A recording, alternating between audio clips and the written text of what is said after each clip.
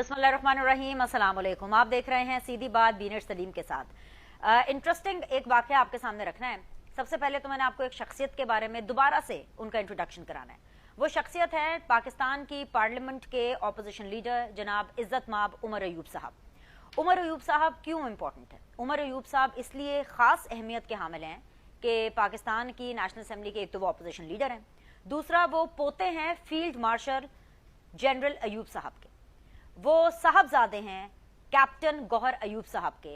और अगर मैं उमर अयूब साहब के बेटे की बात करूं, उनकी अगली नस्ल की बात करूं, तो वो भी फौज के अंदर इस टाइम पर एक सर्विंग सब लेफ्टिनेंट है।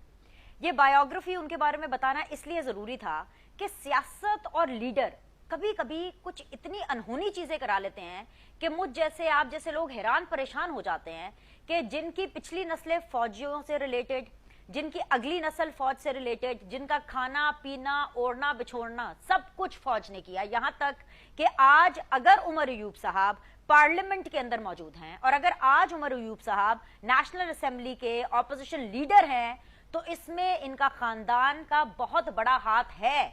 लेकिन इसके बावजूद मैंने कल इन्हीं गुनाहगार आंखों से, इन्हीं गुनाहगार कानों से, इसी टाइम पर जब ये कल मेरा शो चल रहा था ना, शो कट गया, शो कट के ब्रेकिंग चलाई गई और ब्रेकिंग में जो उमर अयूब साहब फौज को, पाकिस्तान की अफवाज को ये बता रहे थे कि कैसे उनको अपने ओथ की पासदारी करनी चाहिए और मुतालबा कर रहे थे कि कैसे आर्टिकल 6 लगना चाहिए।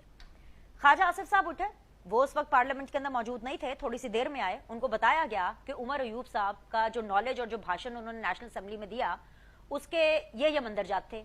उसके बाद ख्वाजा आसिफ साहब ने एंडोर्स किया कि उमर अयूब साहब आप बिल्कुल ठीक कह रहे हैं, आर्टिकल 6 आइन को रोंदने वालों के ऊपर लगना चाहिए, लेकिन क्यों ना इसकी शुरुआत उनसे की जाए जिन्होंने पाकिस्तान में इसका बीज बोया था, जिन्होंने पाकिस्तान में पहली दफा आइन को पामाल करके मार्शल लॉ लगाया था, फील्ड मार्शल जनरल अयूब साहब से।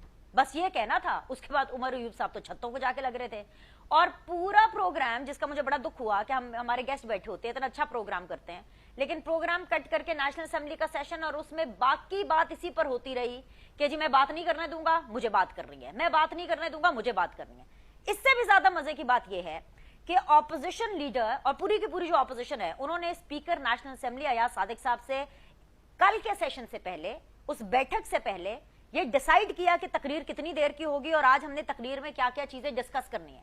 उनको पूरा 1 घंटे का टाइम अलॉट किया गया। जब उमर अयूब साहब भाषण दे रहे थे, पिन ड्रॉप साइलेंस था पार्लियामेंट के अंदर। लेकिन इतनी बातें करने के बाद, फौज को अपना हल्फ याद कराने के बाद, पाकिस्तान की जमहूरियत के ऊपर एक तमाचा मारने के बाद, 9 मई के हवाले से शेर सुनाने के बाद और यह बताने के बाद कि 9 मई तो एक फॉल्स फ्लैग ऑपरेशन था जो कि पाकिस्तान की फौज ने खुद अपने खिलाफ कराया और 9 मई तो एक बहाना था, असल निशाना इमरान खान था। हिम्मत और हौसला सिर्फ इतना था कि ख्वाजा आसिफ साहब की 2 जुमले बर्दाश्त नहीं हुए। सो मैं सवाल उमर अयूब साहब से पीटीआई से नहीं करूंगी, वो तो जो कर रहे हैं वो बिल्कुल ठीक कर रहे हैं, वो उन्होंने यही करना है। मेरा सवाल आज हुकूमत से बनता है कि आपने इन लोगों से मुज़ाकरात करने हैं जो कि पार्लियामेंट की एक सेशन की, एक तकरीर की पासदारी नहीं कर सकते। वो पाकिस्तान की, आपकी, जमहूरियत की, पाकिस्तान की आवाम की क्या पासदारी कर